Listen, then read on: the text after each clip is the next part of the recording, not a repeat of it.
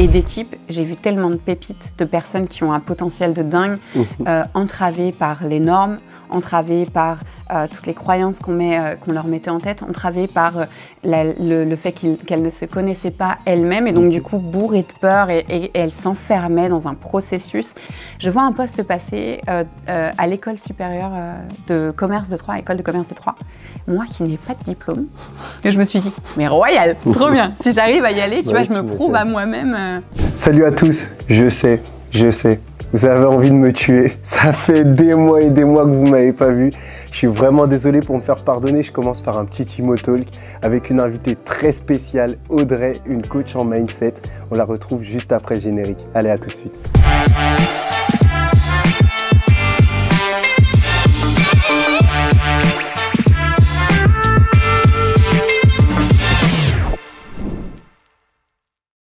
Comme je vous le disais précédemment, on est en compagnie d'une invitée assez spéciale, Audrey. Est-ce que tu pourrais te présenter, s'il te plaît? Avec grand plaisir. Bonjour à tous déjà et merci à toi de m'inviter sur ta chaîne. Je suis vraiment ravie d'être ici.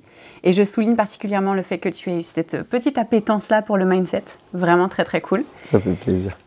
Présentation rapide, qui je suis, Audrey Huard. J'ai 36 ans. J'ai le plaisir et la chance d'être maman de 2 petits garçons qui me challenge tous les jours, pour tout te dire.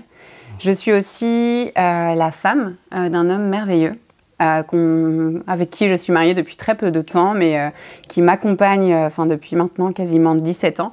Important cette notion-là parce qu'on va certainement aborder, tu vois, cette notion d'entourage essentielle à un entrepreneur en l'occurrence, mais aussi, je pense, dans le monde de l'immobilier. Pour le coup, tu confirmeras. C'est ça. Peut-être. Tout à fait. Parfait. Tout à fait. Et donc du coup, cet entourage-là, tu vois, il est tellement important que chez moi, ça se catégorise et ça se schématise quelque part sur mon mari qui m'accompagne à travers un processus et un parcours absolument atypique que j'aurai le plaisir de te dire, de te redonner.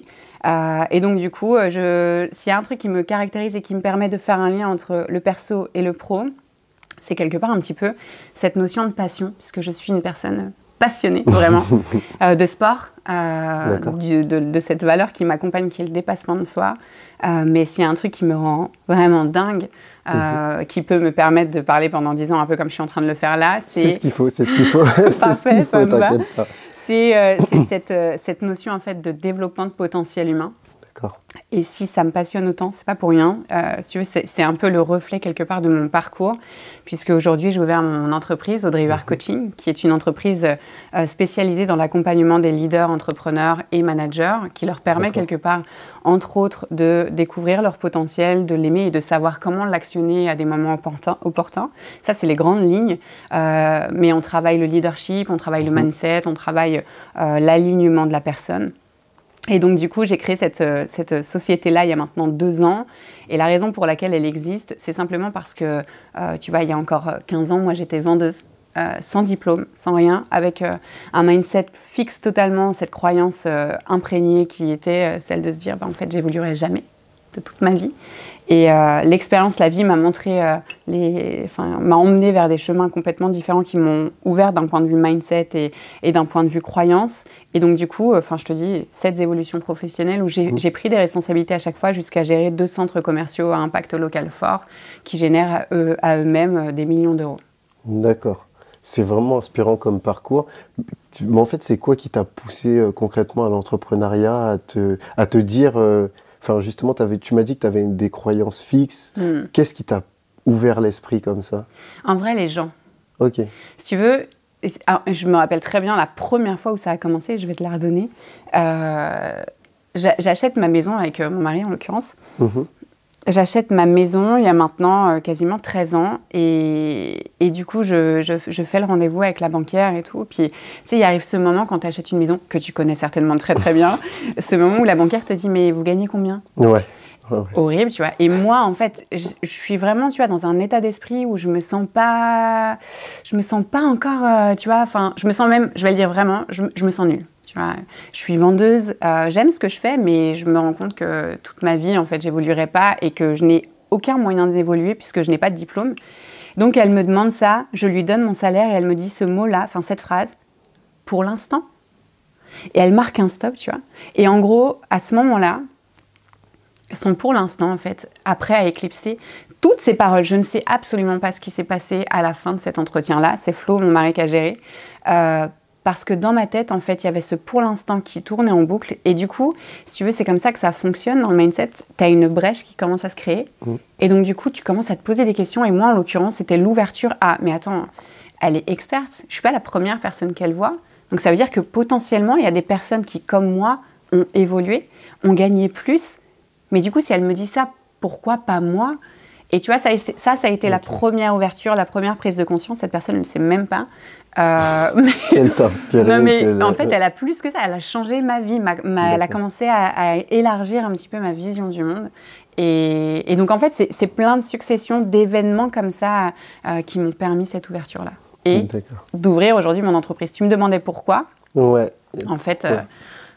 Pour faire très simple, j'ai vu beaucoup trop en tant que directrice de centre, tu vois, tu es au contact de beaucoup de directeurs, de responsables de magasins et d'équipes. J'ai vu tellement de pépites, de personnes qui ont un potentiel de dingue, entravées par les normes, entravées par toutes les croyances qu'on leur mettait en tête, entravées par le fait qu'elles ne se connaissaient pas elles-mêmes et donc du coup bourrées de peur et elles s'enfermaient dans un processus qui ne leur permettait pas d'exploiter ce potentiel et du coup ça donne des personnes qui se plaignent à longueur de journée, qui ne conscientisent plus du tout la force qu'elles ont et en fait c'était plus possible.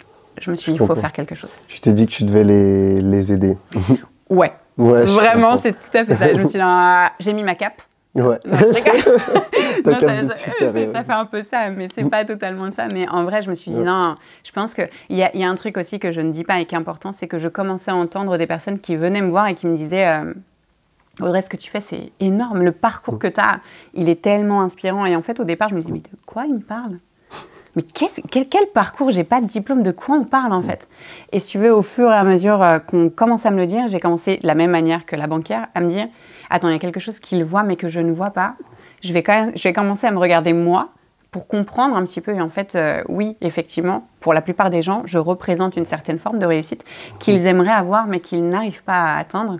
Et du coup, je me suis dit, mais si j'ai réussi, quels ont été les atouts, quels ont été les points qui m'ont aidé et quel point me permet encore aujourd'hui d'avancer et comment je peux modéliser ça pour aller aider les autres. D'accord, ok.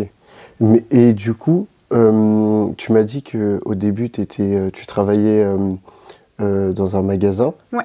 Et ça a été quoi les étapes ? En fait, tu as fait directement magasin et coach ou entre-temps, tu es passé par certaines petites étapes Excellente question. Non, en fait, si tu veux l'histoire, je vais essayer de faire court, parce que j'ai fait plein de choses. T'inquiète pas, si c'est long, c'est pas grave. Tu comprends. En fait, j'étais vendeuse, si tu veux. D'accord. Et en fait, j'ai rencontré mon mari Flo quand j'étais vendeuse. Et donc, à l'intérieur du magasin, j'étais avec un directeur qui m'inspirait mais tellement.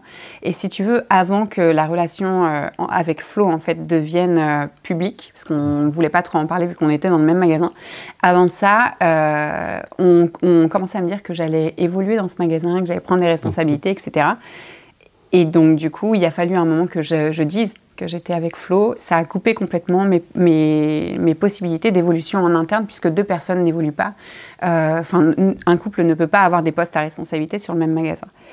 Donc, j'ai eu mon enfant, j'ai eu mon premier enfant, Mathis. Et donc, du coup, je suis partie en congé mat, on est revenu. J'ai repris mon travail avec cette croyance forte et fixe qui était celle de se dire, en fait, je vais continuer à faire ce que je fais et bien, parce que dans tous les cas, je n'évoluerai pas. Ici et ailleurs. Et en gros, j'ai un responsable qui était parti, qui avait pris un poste de direction, qui était directeur d'un magasin, de Célio. Et un jour, je vais à son mariage, il me dit, écoute, j'ai vraiment envie que tu viennes, que tu sois mon adjointe, il faut que tu viennes. Je réfléchis, j'accepte, j'y vais et je reste 2 ans directrice adjointe de ce magasin-là.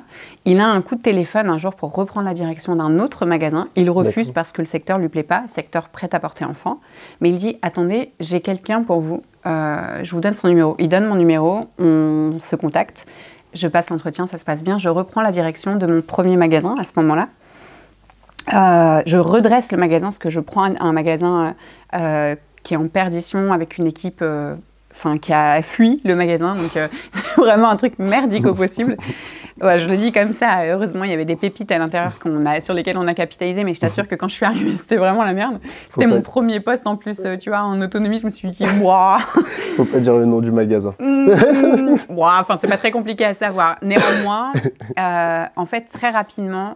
Mais tu vois, il y a un truc important dans ce que tu dis, c'est que j'ai vu un potentiel qui est exceptionnel et c'est pour ça que je suis restée.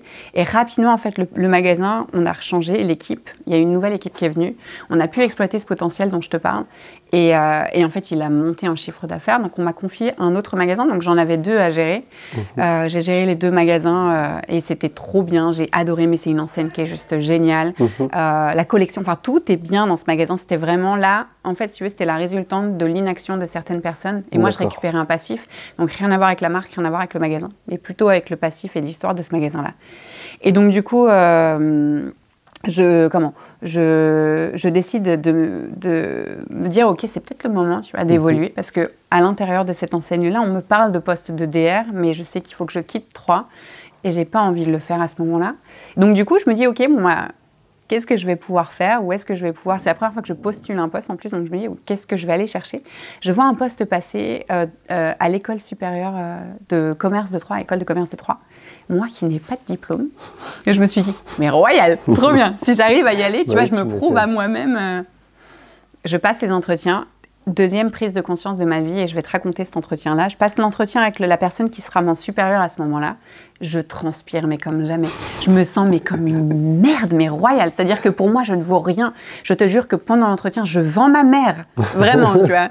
Et on passe l'entretien et tout. Et à un moment, je dis au gars, non, mais j'en viens. Et je te jure que je sors cette phrase qui est horrible. Et je lui dis, non, mais je vous assure qu'en fait, si vous me donnez le poste, je vais travailler et je suis prête à faire des efforts colossaux, tu vois, pour pouvoir réussir. Elle m'a dit, non, mais je suis convaincue.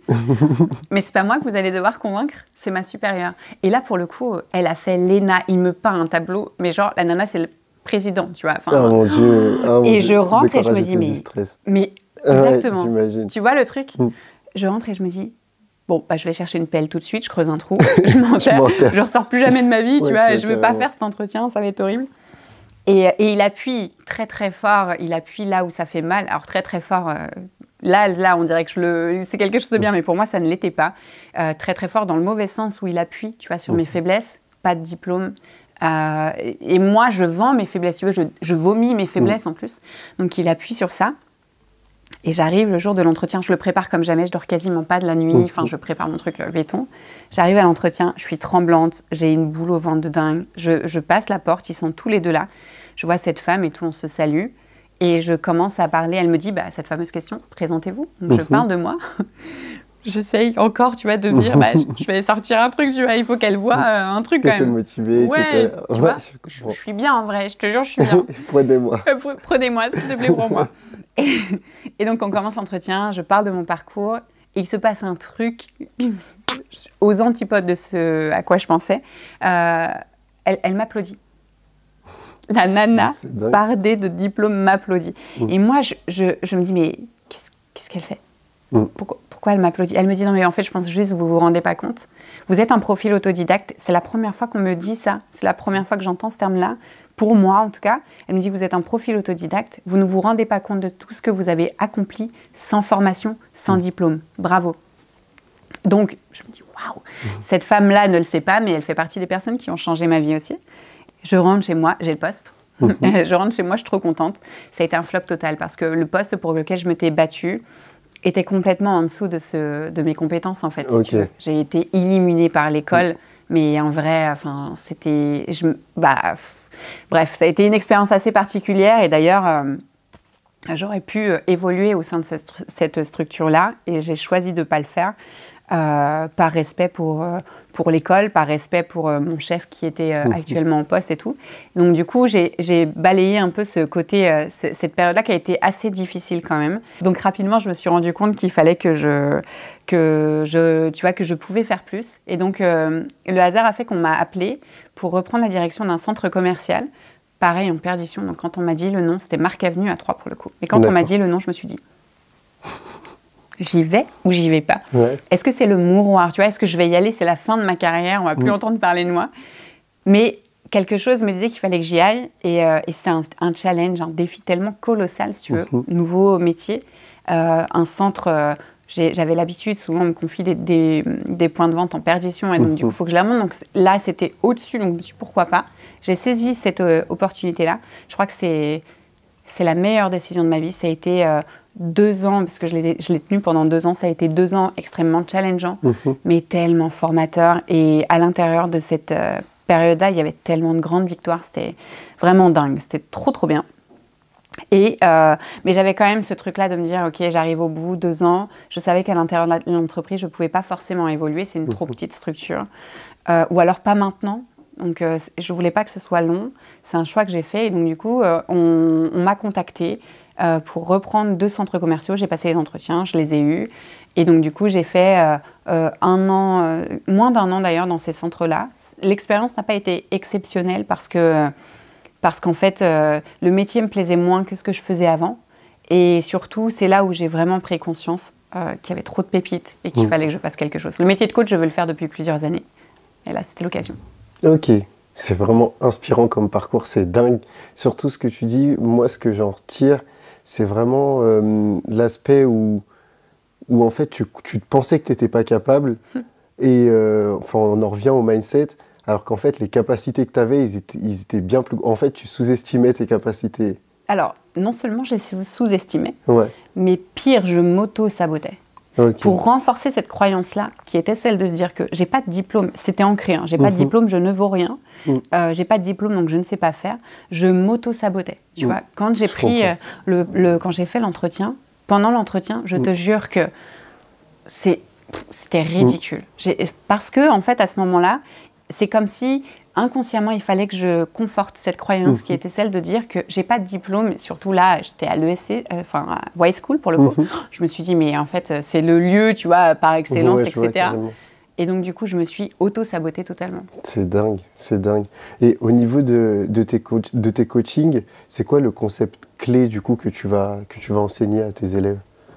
Alors sans surprise, le mindset de croissance est au cœur en fait de mes accompagnements, surtout quand on est sur des postes de leader, tu vois, parce que j'ai accompagné aussi des étudiants. Alors je le fais quand même, hein, même avec les étudiants, mais beaucoup avec les leaders. Et ce mindset de croissance là, il est au centre. Tu vas retrouver aussi l'intelligence émotionnelle qui me compose et qui me permet, à travers ces 2 casquettes-là, finalement, d'avoir un leadership authentique. C'est d'ailleurs mon appellation de poste. Je suis coach en leadership authentique. D'accord. Est-ce que tu pourrais expliquer le concept de mindset de croissance pour les personnes qui ne sont pas familières avec ça, s'il te plaît? Avec plaisir. Alors en fait, ça sort de Carol Dweck, qui est une psychologue américaine de l'université de Stanford, pour le coup, qui a mené pendant 2 ans une étude sur plusieurs personnes, plusieurs groupes de personnes, et en fait qui s'est rendu compte à l'issue de cette étude-là qu'il y avait 2 types de mindset, donc d'état d'esprit, un qui est dit fixe et l'autre qui est dit de croissance. Elle dit à travers cette étude-là, que à partir du moment où tu as l'ambition de réussir, il est davantage recommandé d'avoir cet état d'esprit de croissance. Les 2 états d'esprit sont basés sur une croyance. Une croyance, c'est une information qui n'est pas logique, mais qui est basée sur une expérience, d'accord, qui ne veut pas dire qu'elle est vraie, mais à laquelle tu crois, qui, quelque part, conditionne un petit peu ta vision du monde. Et donc, du coup, ces croyances-là, pour par exemple l'état d'esprit fixe, c'est une croyance forte qui est celle de se dire que finalement, chaque compétence, chaque capacité, tu nais avec. Tu nais du verbe naître, tu nais avec, et donc du coup, elles sont encodées chez toi et tu ne peux pas les développer. Typiquement, ce sont des personnes qui potentiellement peuvent dire, c'est un exemple que je reprends souvent parce que tu l'entends beaucoup, je ne suis pas bonne en maths. En même temps, ma mère n'était pas bonne. Chez nous, on n'est vraiment pas bon en maths de père en fils ou de mère en fille. Enfin, c'est un truc de fou. Même tante Ghislaine ne l'était pas, tu vois. Enfin, voilà. Et en fait, parce qu'elle pense que de génération en génération, elles ne sont pas bonnes en maths, elle encode cette croyance-là et donc, du coup, elle ne travaillera jamais dessus. C'est fixe. Là, c'est vraiment, tu vois, c'est sur les maths, mais ça peut être sur tout. Moi, j'en ai encore une, tu vois, sur laquelle il faut encore que je travaille aujourd'hui, qui est celle de se dire, je ne suis pas souple, Je ne suis pas souple, je ne serai jamais souple. C'est vraiment dans la tête, c'est ça qui tourne. J'ai la même. J'ai la même, ouais, je te jure. Bah, on la partage, tu vois. Bah, parfait, du coup, on va mettre en place un programme tous les deux. On va travailler Let's go, let's go. Et donc, du coup, jusqu'au moment où je vais réussir à créer une brèche dans ce truc-là, et ce sera forcément l'expérience qui me permettra donc il va falloir qu'on poste, tu vois, pour avoir des résultats. Carrément.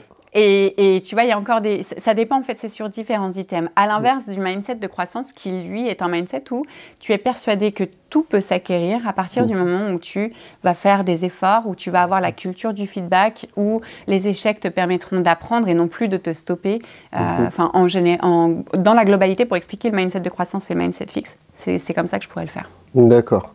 Et du coup, de quelle manière le mindset de croissance, il va aider dans le domaine de l'entrepreneuriat? Il va aider un entrepreneur ou à une personne qui veut avoir un bon leadership, comme tu me disais.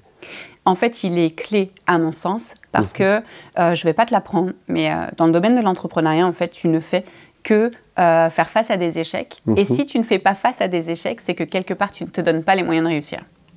Je vais m'expliquer. L'un des conseils qu'on donne le plus en entrepreneuriat, c'est celui d'échouer vite. Parce que ça veut dire que tu auras passé ce moment où finalement, tu sais, c'est un peu l'infobésité, où tu vas manger des formations, où tu vas manger des livres, où tu vas manger des podcasts, où tu vas manger des chaînes YouTube, sans jamais passer à l'action parce que tu penseras qu'il te manque quelque chose. Et donc, du coup, tu ne peux pas te confronter à la réalité. Et donc, du coup, tu ne peux pas avoir un échec qui te permet d'avoir des leçons et des cadeaux derrière celui-ci. Donc, en fait, il y a plein de notions, mais il y a cette notion de l'échec qui est essentielle et donc, du coup, qui peut soit te freiner si tu as un mindset fixe, et pire que ça, faire en sorte que tu t'associes directement, tu associes ta personnalité à l'échec. J'ai échoué, je suis nulle. Plutôt que dans un mindset de croissance, tu auras plutôt des pensées comme j'ai échoué, mais du coup, sur quel côté j'ai échoué? Quel est le pan de tout ce travail-là qui m'a fait échouer et comment je peux le transformer? D'ailleurs, moi je dis souvent, j'ai un mindset de croissance assez fort. Il y a des choses qui sont en fixe parce que tu as souvent les deux. Néanmoins, je suis quand même en croissance et en fait, j'arrive même pas à me dire que j'ai échoué. Ça ne veut pas dire que je ne le fais pas, mais pour moi, je ne peux pas te dire que j'ai échoué ou que je vais échouer. D'ailleurs, c'est impossible pour moi de le dire, pour la simple et bonne raison, c'est que chaque situation, en fait, je vais pivoter. Si je vois que ça ne va pas dans le bon sens, si j'arrive pas ou que je prends pas la bonne tangente vers l'objectif, bah du coup je sais qu'il faut que je réajuste. Donc je contrôle, j'analyse et je tire les bonnes leçons et je change certains points dans ce que je fais parce que ça veut dire qu'il y a des choses qui ne réussissent pas. D'accord. Ce qui fait que je vais pas lâcher le truc jusqu'à réussir. Donc pour moi, je n'échouerai pas. Ok. En fait, ça permet d'aller beaucoup plus loin, un mindset de croissance pour l'entrepreneur. Oui. Il ne va pas se limiter à ses échecs et il va pousser. Okay. C'est ça. Et puis, il va se préserver. Il ne va pas s'associer directement. Il ne va pas se dire, tu vois ce que je te disais, je suis nulle ou je ne suis pas capable ou c'est pas pour moi. Tu vois, en fait, il va dépasser ces croyances limitantes-là pour aller justement chercher l'objectif qui est le sien. Ok. Et du coup, une séance typique, une séance type de coaching, ça ressemble à quoi? Alors attends, j'ai envie de comprendre. Là, tu viens de m'envoyer un message assez fort. Pourquoi est-ce que tu souris? Comment? Pourquoi est-ce que tu souris? Non, je souris juste comme ça. Je me demande à quoi ça ressemble. Ok, parce que j'ai eu l'impression du coup à travers ton sourire, tu voulais qu'on essaye. Mais carrément. Okay.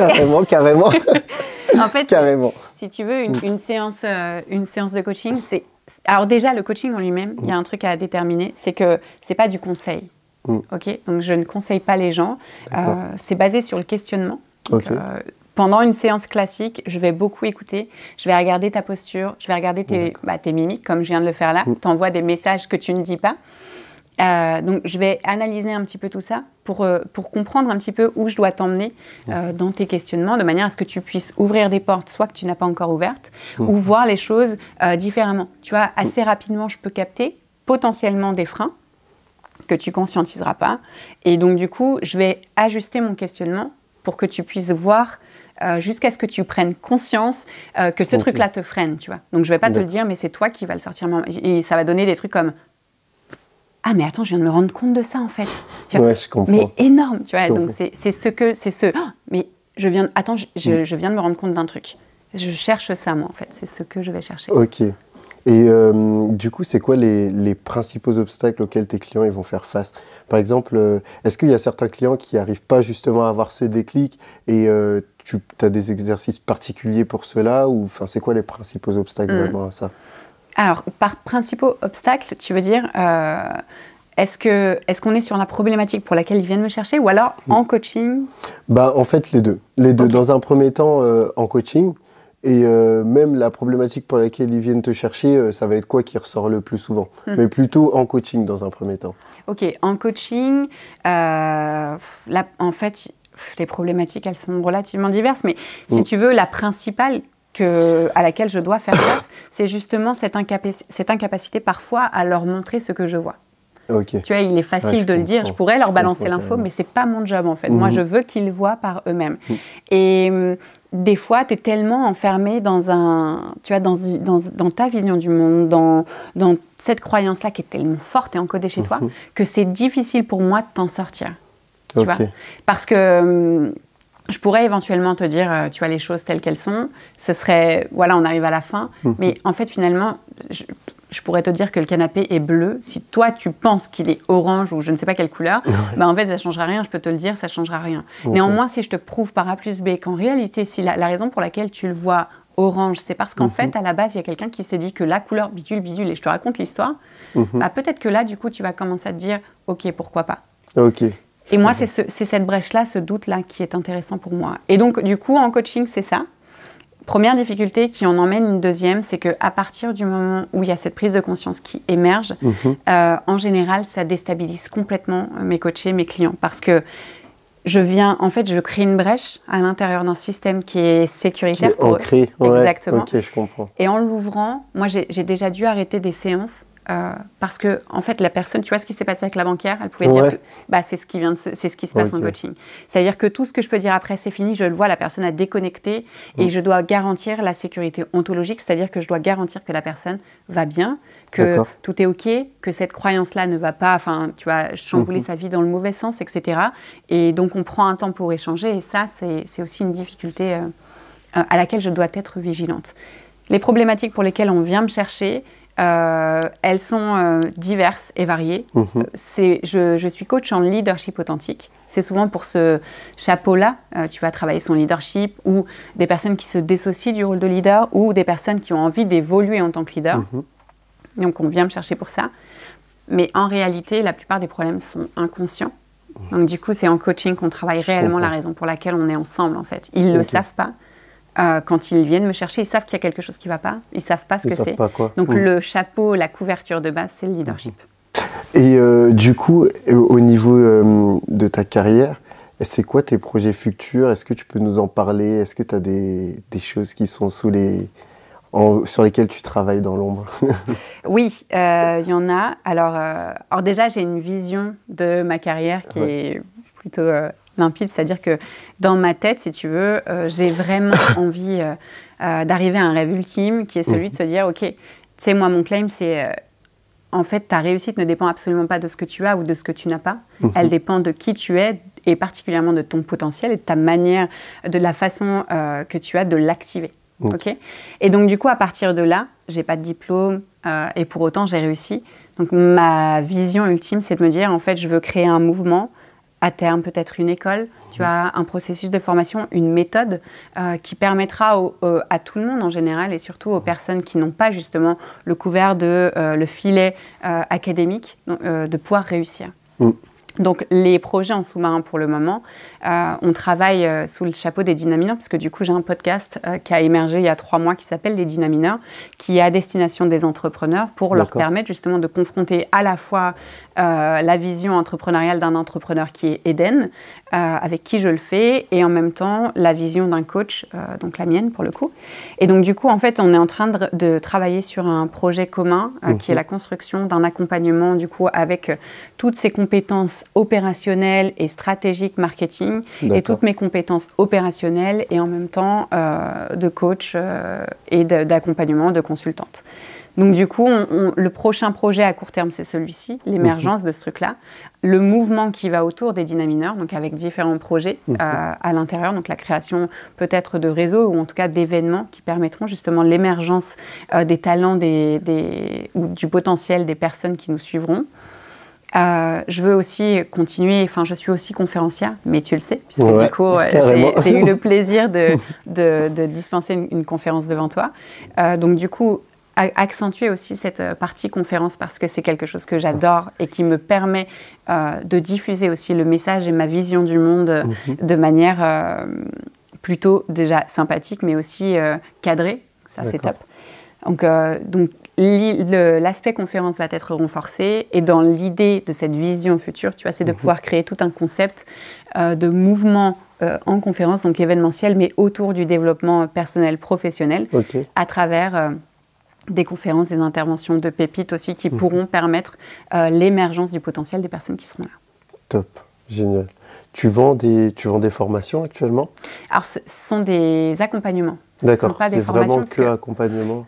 Alors, en fait, si tu veux, tu as à l'intérieur de mes coachings, c'est pas simplement, il n'y a pas juste... Alors, tu peux avoir simplement un coaching, auquel cas, alors, simplement un coaching, je le réduis, mais c'est pas du tout ça, on est d'accord? C'est ce que je me disais. Non, c'est pas que un coaching, c'est un coaching. Et donc, du coup, c'est un processus où là, je vais challenger tes idées et en fait, tu as une problématique et moi, je vais t'aider à la résoudre. En gros, c'est ça. Problématique qu'on découvrira ensemble. Mais tu as aussi l'opportunité, en fait, j'ai différents packs, et tu as un pack où, pour le coup, si je t'accompagne, on va travailler évidemment d'un point de vue, j'aurai ma casquette de coach, mais j'ai aussi une casquette consultante. C'est pas formatrice. Je ne distribue pas l'information, sauf si tu la sollicites et si j'estime qu'elle n'entrave pas ton processus dans le coaching. Mais à aucun moment, je vais te donner ce que j'ai dans ma tête parce que ce qui est important, c'est pas ma vision du monde, c'est de trouver exactement quelle est la tienne. Et donc, du coup, néanmoins, moi, et pourtant je suis coach, mais je suis convaincue qu'en fait chaque coach apporte sa couleur à travers son expérience dans ses accompagnements. Tu vois, je te transmets forcément ma manière de penser et donc du coup, mon énergie et mes défis, parce que chaque accompagnement est constitué pas simplement de séances, en fait, tu as des travaux intermédiaires, des défis aussi, qui ont pour objectif systématiquement soit de travailler sur ton mindset de croissance, donc ça peut être déstabilisant parce qu'en plus, mes défis sont... Enfin, moi, je sais pourquoi je l'ai fait, mais quand tu les reçois, tu te dis, mais quoi? Ah bon? Donc, du coup, ça peut être assez déstabilisant. Mais tu vois, c'est un package assez complet qui te permet, in fine, d'arriver à ton objectif. Et est-ce que tu as des personnalités publiques ou des livres, ou même des mentors, des personnes qui t'inspirent? Ouais. Oh là, j'en ai plein. T'es prêt? Je suis prêt. Dans les personnalités, enfin, les mentors qui m'entourent, il y en a un que tu as reçu d'ailleurs, qui est Arnaud Duvivier, qui est en réalité l'ami de mon beau-frère de base, et en fait une personne que j'aime beaucoup dans sa personnalité, dans tu vois, sa manière de voir le monde. Enfin, je trouve que c'est vraiment une personne extrêmement inspirante. Donc je vais faire en entonnoir, je vais partir des proches et puis ensuite on ira un peu plus loin. Carrément. Dans les mentors, j'ai un coach qui m'a accompagnée aussi, qui est pour moi un mentor, un vrai exemple de réflexion, de stature, etc., qui est Greg Harvis, pour le coup, qui a changé beaucoup de choses pour moi. Et tu vois, c'est toujours ce truc-là, quand t'es coach, tu vois, moi, j'ai l'impression que je lui dois beaucoup. Et je sais que si on en parlait, il me dirait mais pas du tout, en fait, c'est à toi que tu dois ça, évidemment. Mais néanmoins, dans ma tête, je lui dois beaucoup. Donc, Greg Harvis. J'ai un mentor je suis encore une formation parce que c'est hyper important pour moi de se former systématiquement. Et donc là, je suis dans une formation marketing opérationnel et pas que. Il y a beaucoup de choses, marketing digital, beaucoup de choses à l'intérieur, de Martin Latulippe, qui est un coach conférencier entrepreneur québécois. Assez réputé. Donc, c'est un mentor aujourd'hui pour moi. J'ai cette appétence pour comment on dit en français? Mindfulness. Tu l'as ou pas? Non, tu l'as pas? Je l'ai pas. Je l'ai pas. Attends, ça va me revenir. C'est l'ancrage, la pleine conscience, voilà. Donc, j'ai cette appétence-là et pour ça, j'en ai un alors qui fait partie du cercle de Martin Latulippe. D'ailleurs, Greg Harvis aussi fait partie du cercle de Martin Latulippe, qui s'appelle François Lemay, qui est, lui, pareil, exceptionnel dans tu vois, son engagement et son expression de la pleine conscience. Enfin, c'est... Vraiment, il a une technique de l'enseigner qui est différenciante et du coup qui est vraiment vivante et agréable à entendre. Donc, il fait partie de mes mentors. Dans les personnes... Alors après, ce sont des livres. Là, pour le coup, le livre « Oser réussir » de Carol Dweck, c'est ça son titre. D'accord. Tu as aussi le livre de Stéphane Hercové, qui est « Les 7 habitudes de ceux qui réussissent leur vie », qui est pareil, exceptionnel. Je viens d'entamer... Influence et manipulation de Robert Cialdini, si je ne me trompe pas.